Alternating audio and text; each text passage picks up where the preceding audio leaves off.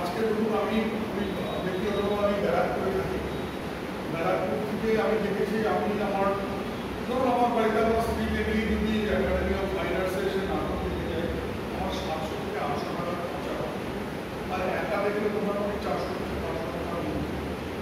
এই 400 টাকার মধ্যে কি হতে পারে? এই 400 টাকার মধ্যে একটা অ্যামাজন প্রাইমের মেম্বারশিপ হতে পারে, একটা নেটফ্লিক্সের মেম্বারশিপ। আপনারা কে দেখেন আমি জানি না, এবং আমি দেখি সেখানে যারা চিন্তা করে, যারা লিখেন, যে স্ক্রিপ্টগুলো আছে তার মান এত উন্নত এবং এত রিসার্চ জরুরি।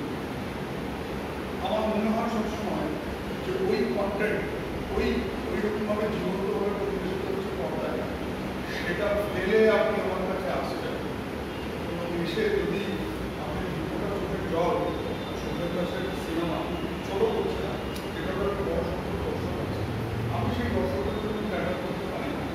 আমার বারবার মনে হয় আমার যদি একটু নতুন কিছু ব্যবহার থাকে, কিংবা আরেকটু যদি আমার লেখার যদি আরেকটু রিসার্চ থাকে, তাহলে আমার মনে আছে আপনারা দেখতে কিছুদিন দুদিন আগে একাডেমিটা নাটক ছিল, উদাহরণ দিচ্ছি, তার মানে নিজেকে বড় দিচ্ছি না। সেই নাটকটার